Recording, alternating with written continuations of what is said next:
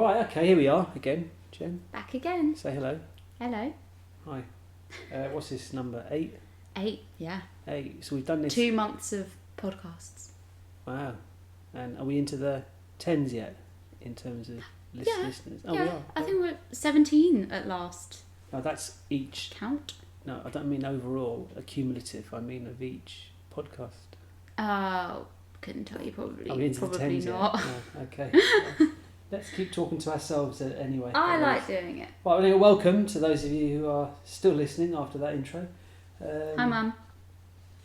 What was that? I said hi, Mum. Oh, hi, Mum. Oh, funny. I get that. Oh, excellent. Right, okay. So, for those of you who are not Jenny's mum, Which is quite a few people, I imagine. six quiz questions coming up. Trivia questions coming up. Answers at the end. We go through what we've watched this week, what's coming up next week, and we do a deep dive into Moonlight from 2016. We're a bit late to the party on that one. Just a tad. I think that's it. So without further ado, I think I'll start off with my first 2 questions. You ready? No. Okay, well, these are slightly different questions. I've got a different tactic this week. I'm just giving you a quote. Oh, no. And you've got to name the film. Okay. So, and the real trick here is actually me reading my own writing. So here's the first one. The greatest trick the devil ever pulled was convincing the world he never existed. Name the film. It's a great quote, that. The greatest trick the devil ever pulled was convincing the world he never existed. Name the film. Right, and question 2. I'm having an old friend for dinner. I'm having an old friend for dinner. That's it. I feel like I should know. There's your 2 questions. Right, okay. Answers at the end. So, what have we watched this week, or what have you watched this week, maybe, that you want to share? I have finally finished Life on Mars. It seems like it's taken a lifetime. Took me long enough. And I loved it. I was really pleased with how it ended. I don't know. I'm going to spoil it for people who haven't seen it, but it's just nice. Sorry? So don't. Okay, I won't spoil it, but I appreciated the ending of it. I was a little bit worried how they were going to draw it to a close. Was Sam going to return to his life as he knew it, or was he going to stay in 1973? What year was it produced or aired first? 2005, I think, 2006 maybe. Okay. So would he go back to that life, or would he just stay in 1973? Well, we know that didn't go on, because we know there's a sequel, don't we? Well, I didn't when I started watching it. Yes, you did. You knew Ashes to Ashes was... Yeah, you told me that on a podcast, and now I'm going to watch Ashes to Ashes. Did you not know that? Not at the time, no. Oh, But now I know. Now I need to watch Ashes to Ashes and find out how that all links, because there's 3 seasons of that, and I know that there's a big reveal at the end, which will explain a little bit more about Sam's life and how he ended up in 1973. So I'm looking forward to watching that.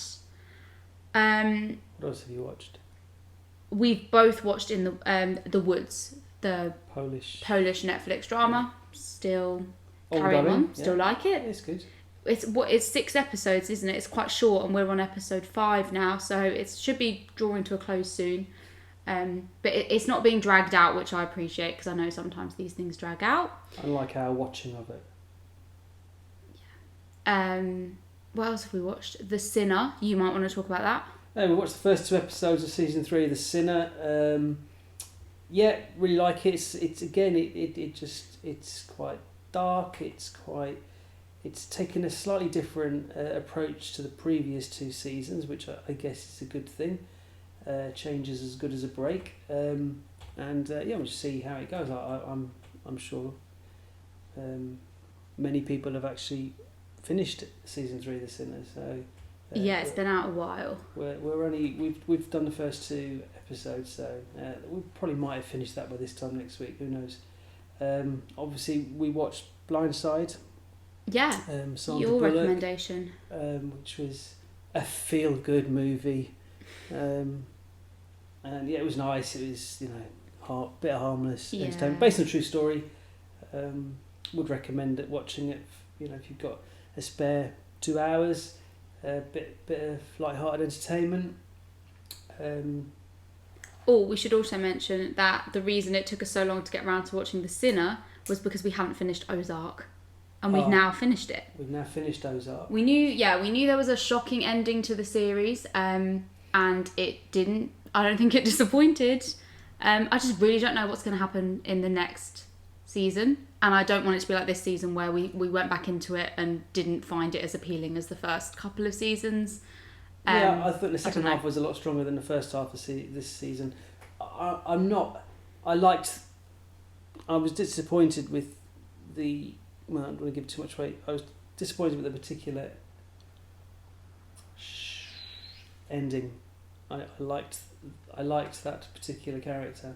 Right, okay. And I'm sorry that particular character is no longer. Yes. But however, I'm sure they've got something up their sleeve anyway for the next season, which has been confirmed. I've obviously been watching Schitt's Creek. I think I'm on season 3 now. Do like it. It is funny. I think that's it for what we've been watching. I would recommend everything I'm watching, obviously, because it's good. Didn't see Arsenal win this week, unfortunately. Didn't see us lose either, though, so hey, that's not so bad. Okay, next 2 questions then.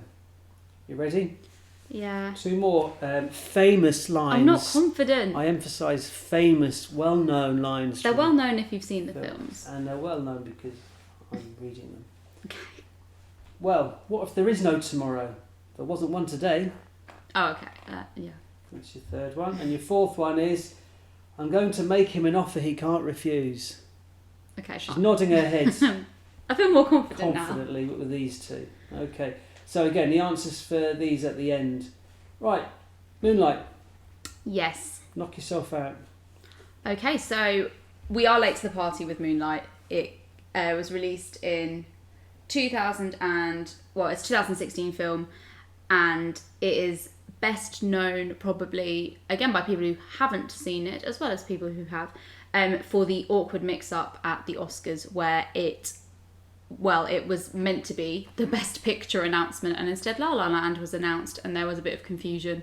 And it did win Best Picture. That was all corrected. It is a black LGBT film, and in the year that it was released, there were a lot of other black films that were being released, and so it went up against quite a bit of competition, which I'll talk a little bit more about later. General information: it's directed by Barry Jenkins, who I had never heard of. It's not a name I'm familiar with, but he is known for directing If Beale Street Could Talk, which came out in 2018, another film which I have not seen, and I'm sorry that I haven't. And he also directed the Netflix series Dear White People in 2017, which again I've heard of and not seen. So when he was nominated for Best Director, he became only the 4th black director to be nominated, and the 2nd to actually direct a Best Picture winner. Who's the first? It was Steve McQueen for 12 Years a Slave, and John Singleton for Boys in the Hood, Lee Daniels for Precious, and Steve McQueen for 12 Years a Slave were the 3 previously nominated for Best Director. So going up against a lot of other successful films in that year, I'll just go through actually the films that were nominated for Best Picture in that year, because we've seen quite a few of them.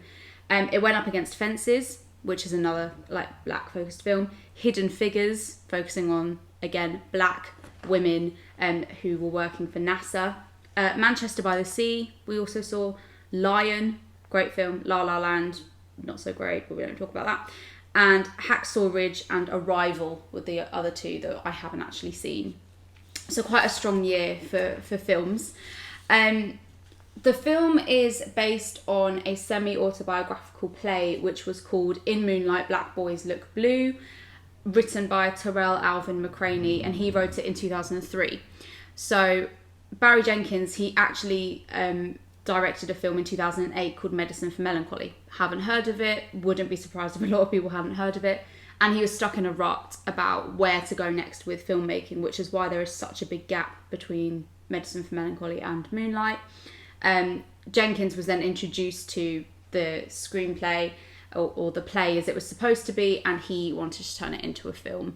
And he felt quite strongly connected to it because a lot of the themes in the film he related to as a black man growing up in America. And the narrative focuses on a boy called Chiron, and the film is split into 3 parts. It focuses on him as a young child, focuses on him as a teenager, and then again as an adult. It's a coming of age film, isn't it? Yeah, it is. It explores... coming out of age. A little bit, yeah. Coming of age out of film. Yes, that's a new genre. But it explores his life and themes such as drug addiction, and again, yeah, a main theme being his sexuality as well. And this was all filmed in Miami, Florida, which is actually where Jenkins and McCraney, they grew up in similar areas, so they wanted to film in an area that they were familiar with and highlight that as an area, because it normally wouldn't get seen on film, I think was the thing that they focused on. So let's talk about the film, I guess. So starts off with his childhood. You say it's like it focuses on kind of poor black gang infused parts of Miami, isn't that right? Yeah, but and go on. You know those things, and then you expect a certain type of film. Yeah, I was just going to say this that. This is not anything like what you would expect. It's a very gentle film. Not a lot happens in it, but a lot happens. Whilst at the same time, a lot happens in it. Yeah. A lot internally happens in it. Yeah.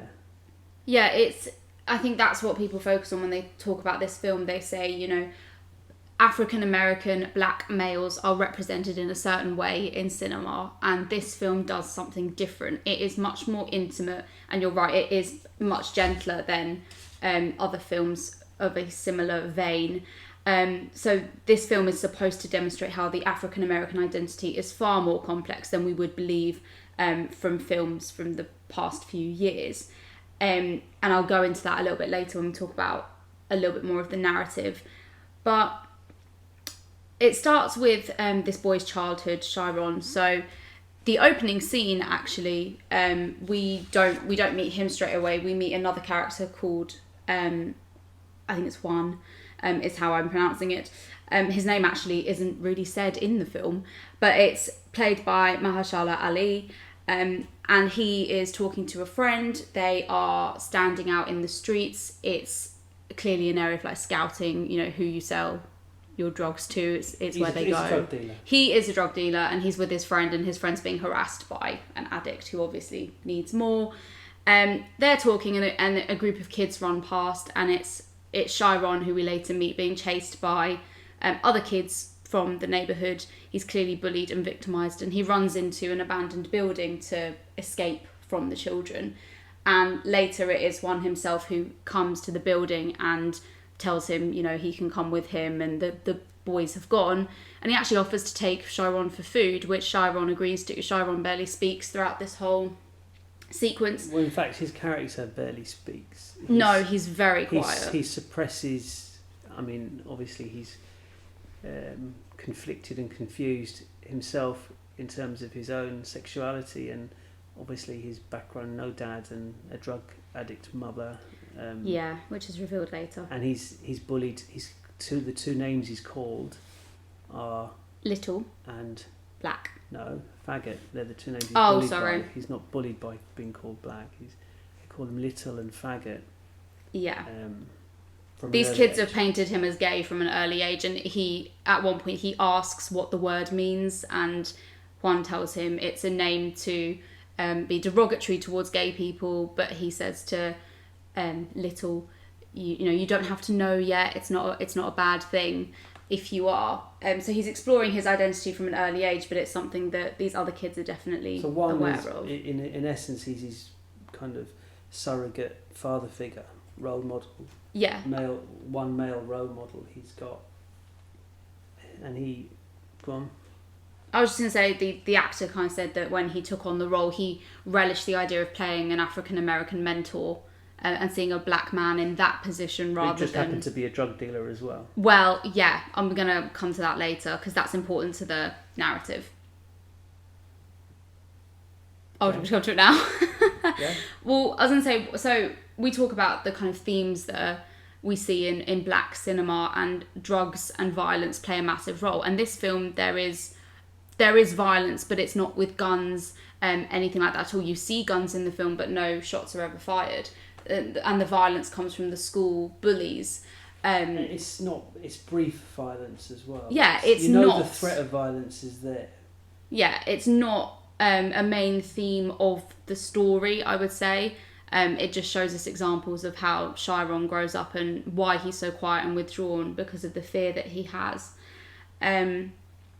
But when we see we never actually see him dealing drugs, but we see the effect of it because Paula, who's played by Naomi Harris, she is Chiron's mother. She's a drug addict. She neglects her child because the hit is more important. She loves him, but she can't look after him. Yeah, she loves him when he brings home money. No, she loves him, but she can't look after him. Yeah, she's not capable. She's... Yeah, but she's an addict. Yeah. And we see a brief conversation with Chiron as a little kid, and he asks one directly if he deals drugs, and one answers yes. And Chiron asks the question, does my mum do drugs? And he says yes. And Chiron at that point leaves the house and walks away, even though one's house has become his place of kind of solitude and respite. He goes there regularly. He turns up and... his sanctuary. Yeah, they feed him and they let him stay the night if he wants to because they realise his home life isn't great. This is Juan and Teresa, his partner. And at that moment, that's when it transitions from Chiron being a child to Chiron being a teenager. And you start to wonder if, does he cut ties with them because he realises that while one is his mentor, he's also feeding the problem, which has led Chiron to feel so neglected. But later on, you see that relationship continues with Teresa when he's a teenager, and she continues to look out for him because Paula, by this point, is a prostitute, more of an addict than ever, completely incapable of doing anything for her son. Yeah. Carry on. Okay, well then you hit the teenage years. So he's a miserable teenager. He doesn't fit in at high school. He's being bullied quite openly by the school bully Terrell. But he remains in touch with Teresa. She continues to take care of him. He goes to her house and she sets up a bed for him. One at this point is dead. We don't actually know how that happened, which again I think is interesting because they could have shown us how he died. And you assume because he was a drug addict, he'd got himself in danger. A drug dealer, sorry. That he got himself in a dangerous situation. But that's never highlighted because the fact is it's not important. The important point is that Chiron has lost his mentor and his father figure. Yeah. So he does go home and see his mother occasionally. She takes money from him that Teresa gives him for himself. And she, in her... when in one of her drug-fueled hazes, she kind of murmurs that she loves her son and he's hers, and like Teresa needs to remember she's not his mother, but the fact is Teresa's been more of a mother than she ever has. And meanwhile, as a teenager, Chiron explores his sexuality even further. He's still getting called gay slurs, and he has a childhood best friend, Kevin, who we saw briefly when he was younger, and they sort of experiment and... Well, he wanted him to stick up for himself, didn't he? Oh, yeah, when they were children. Against the bullies. And now they're older.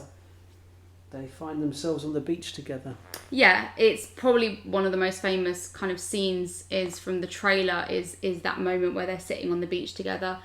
And so they have like under their the first... moonlight. Yes, under the moonlight. They have their first kind of experience. And the next day at school, Kevin is actually manipulated into beating up Chiron as part of a hazing ritual, and he begs Chiron to just stay on the floor and not stand up, because if Chiron keeps getting up, he has to punch him more. That's part of the game that they used to play as children, and the school bully kind of initiates the whole thing. And Chiron doesn't, so he gets beaten to a pulp by bullies, and he doesn't name names because he doesn't see what the point is, and he thinks it's going to make it worse for himself. But eventually he does retaliate. He returns to school and hits Tyrell over the head with a chair. And the last scene we see of him before we see him in adulthood is him being taken away by the police. It's a miserable childhood that we've witnessed. And because we're plotting this film, because it's done in 3 parts, so it's 3 ages, the actors obviously change over time. So Ashton Sanders is the person who plays the teen Chiron, and this is what he's known for. This film is the best thing that he's done so far. And what? You sing so far. Sorry. At the end, you're like an Australian singer speaking.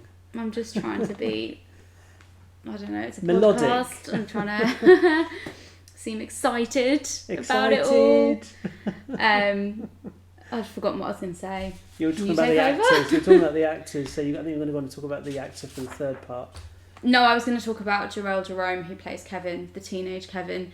He was also in When They See Us on Netflix. So similar kind of black cinema, but obviously When They See Us, very much the idea of, black oppression. And we started watching it, but we couldn't even get through it because it was too... Oh yes. Do you remember that? A difficult watch. It was very difficult, and it's something I do want to watch because I do want to educate myself. But at that time, we just felt we couldn't watch it, and it had just come out. I will go back and watch it though. So we move into adulthood. So now Trevon Rhodes takes over the role of Chiron. He has been in Bird Box and The Predator, which both came out in 2018. And The Predator. Stop! I'm gonna have to cut this out now. So he is well known. So now we see Chiron in his adult life. He's quite a different picture from his lanky, skinny little teenage boy. He's now a man. He's muscly. He's bulked up, and he looks intimidating. And what does he now do in Atlanta? Well, he's emulated his role model. He looks and acts exactly as he does. Drives a similar car with the little, I don't know what that is, the little crown on the dash. Yeah, I don't know what that is, like but he's the king. A symbol of wealth. Yeah, power. Well. But he's very lonely. Yeah, we see him interacting with, a friend of his. I hardly call him a friend, an associate of his, and he's kind of, he's intimidating and threatening towards him, not in the way that a bully would be, but he just likes taking that sort of power that he never had.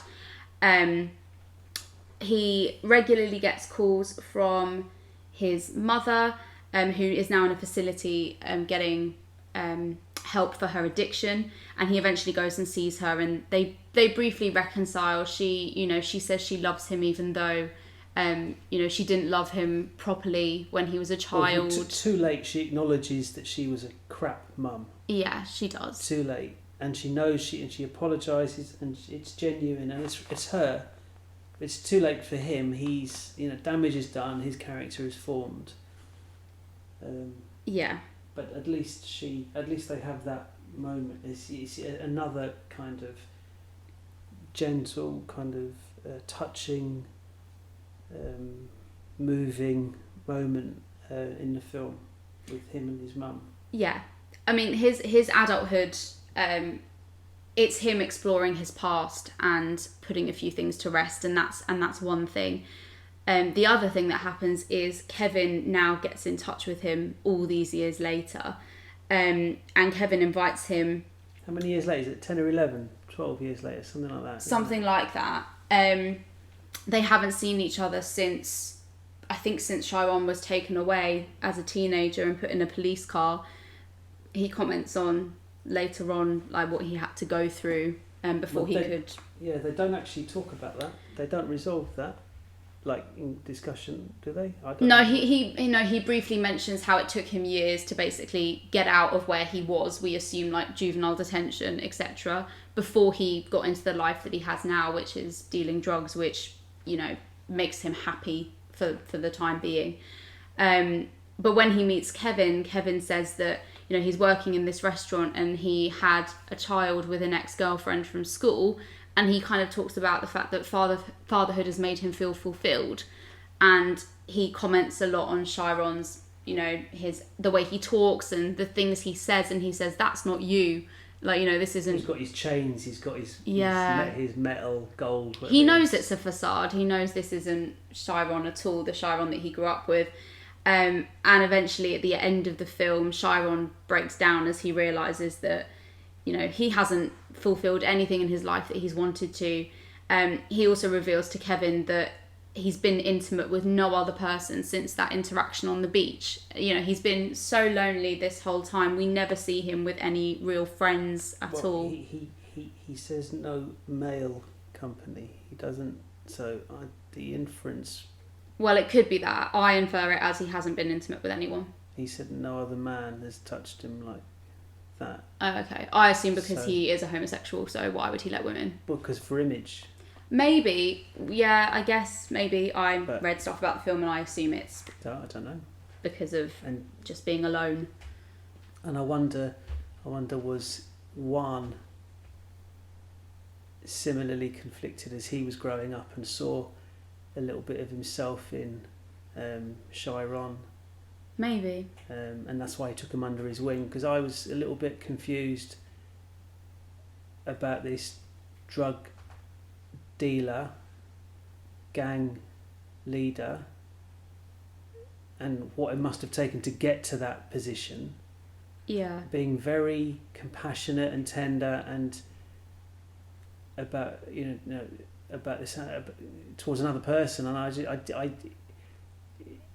it was difficult. I mean, just because I'm conditioned by all the images of kind of drugs and gangs that Hollywood has bestowed upon us over the years, perhaps, but it just didn't tally. But then I thought, well, maybe it's because he actually recognised in Chiron himself and wanted to be the person for Chiron that he didn't have himself, where he said it was okay to be who you are, whatever that is. Yeah.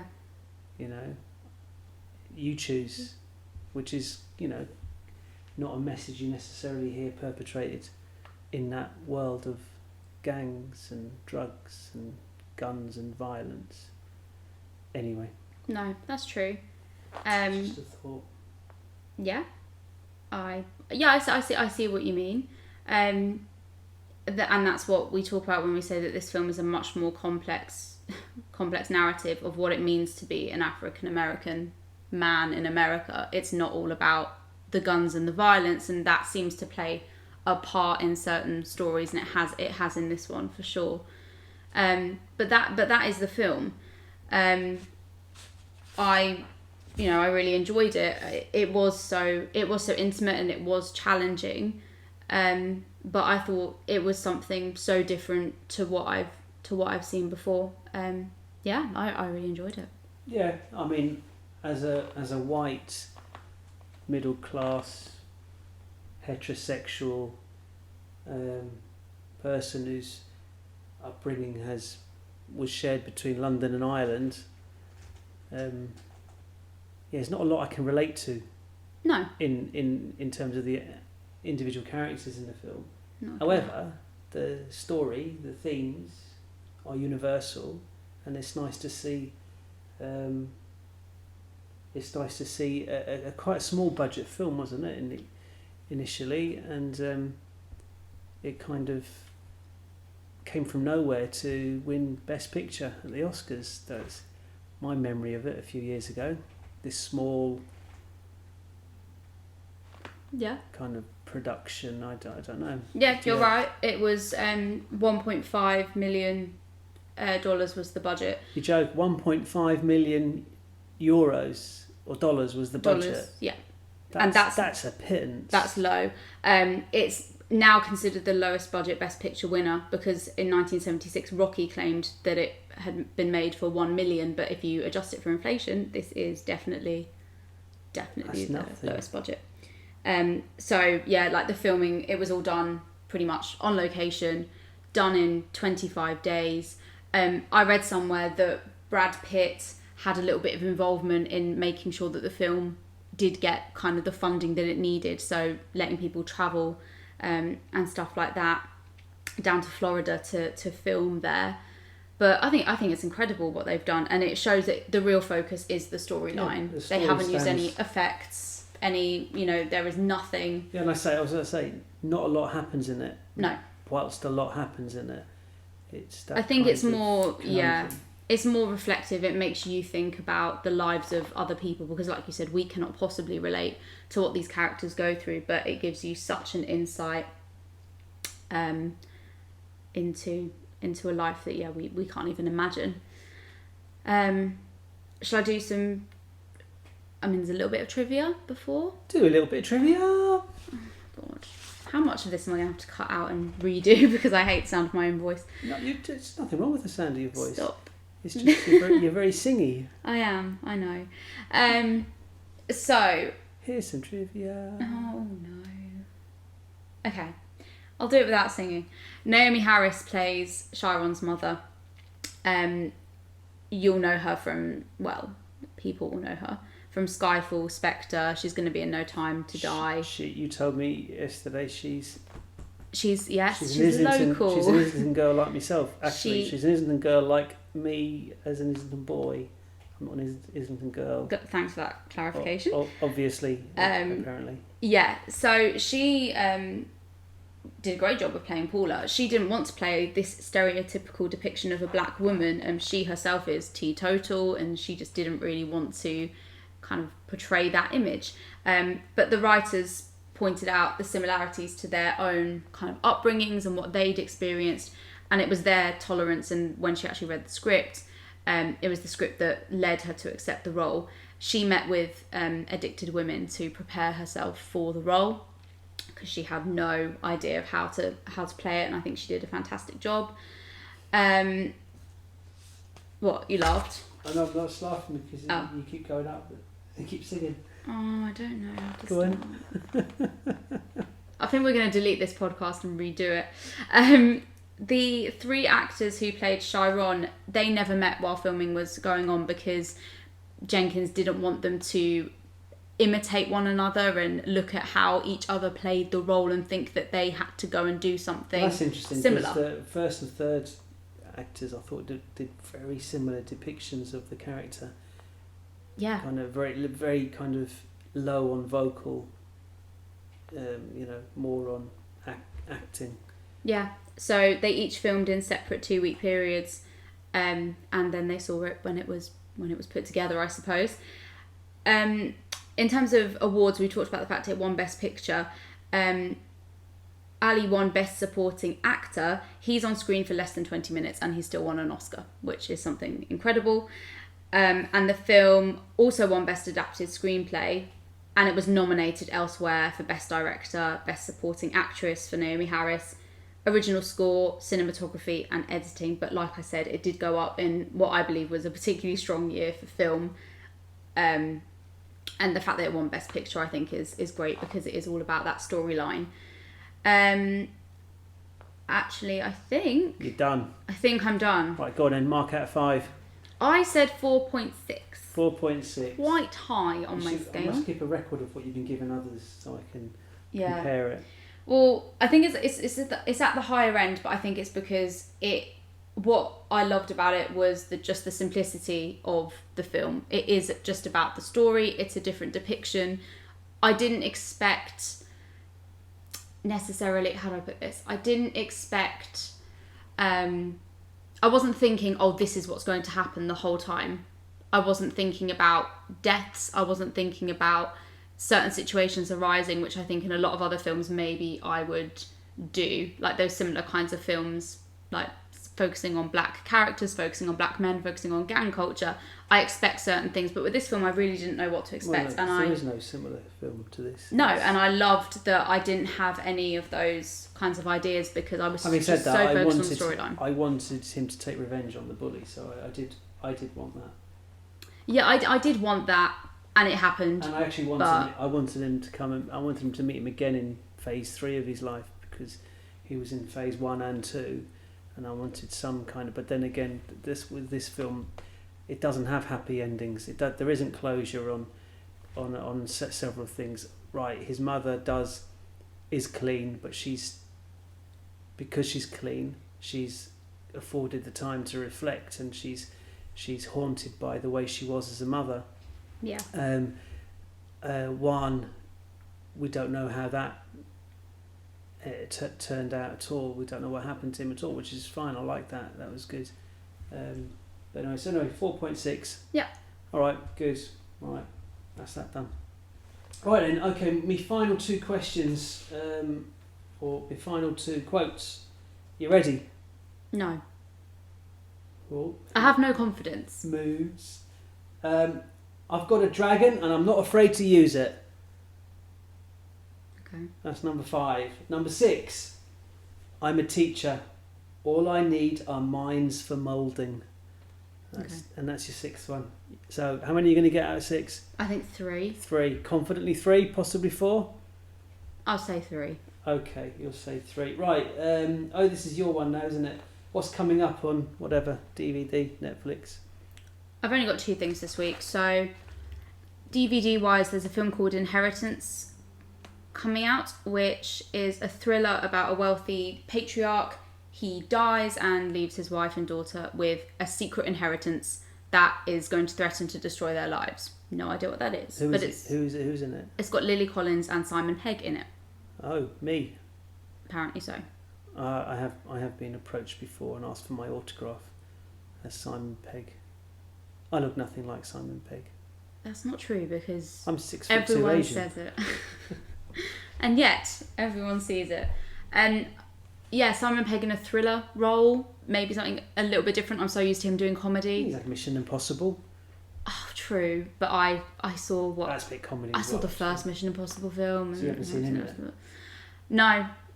So that might be something quite interesting. And then on Netflix, there is a Belgian thriller coming out called The 12. I think it's out today, actually. And it's actually a kind of a murder trial, and it focuses on the jury, the 12 people who have to decide whether this woman is guilty or not guilty. It focuses more on their lives rather than hers, which is quite interesting. So it focuses on their lives and how they decide whether she's guilty of a double murder. And I love anything that kind of subverts the narrative, and I just think that'd be quite interesting to watch. So that's what I'm putting forward this week. Right. Okay. Am I on for my answers now? Yeah. You ready? No. Okay. Question 1, or quote 1. The greatest trick the devil ever pulled was convincing the world he never existed. I've heard it and I can't place it. No? No. Kaiser Sose. It's a clue. Oh my god. Okay, I know the name, but I can't think what the film's Kevin called. Spacey. Benicio del Toro. No, I'm lost. The Usual Suspects. Oh, I haven't seen that film in years. That's fine. Okay, question number 2. I'm having an old friend for dinner. Right, I think it's Silence of the Lambs. It is Silence of the Lambs. That was my impression. Yeah. Question number 3. Well, what if there is no tomorrow? There wasn't one today. That's Groundhog Day. That is Groundhog Day. Well done, Jennifer. Number 4. I'm going to make him an offer he can't refuse. That's The Godfather. That is The Godfather. I've got a dragon and I'm not afraid to use it. I have no idea. He's green. Shrek? Shrek. Is it? Yeah. Oh, that's not a well-known quote from Shrek. I'm a teacher. All I need are minds for moulding. That's School of Rock. I know is that School one. of Rock. Well, you did better than you thought. I wasn't sure on Silence of the Lambs, I'll admit, but... Glad buddies. God, we don't used to do that sound, do we? Right. Okay, one good, one bad for you. I have a good. Go on then. My good is finishing Life on Mars and being pleased by the ending of it. Being pleased with yourself for finishing it. Well, that too, but mainly for actually and what's your enjoying one it. bad? I don't have a bad necessarily. I was trying to think of one from The Sinner, but I can't fault it. I guess I could go for Ozark and just sort of say similar from Ozark. Yeah, Are you mad? Similar to you, kind of the character. See, not thinking that I'm not going to see certain people in the next series. That will be my bad. Okay, well, What's yours? Well, I've got a good and a bad, but from the same thing. Yeah, from the same thing. Of course. But apparently it was from last week, and I don't remember. I thought it was this week, but I'm going to run with it anyway. Go for it. It's Knives Out. I'm sure we didn't watch that since. Yeah. Did we talk about it? I'm sure we didn't. No, I think you're wrong. No, we did not. So the good is the house in the film. I love the house in the film. It's like a big every few seconds. Look at that house. Look at that house.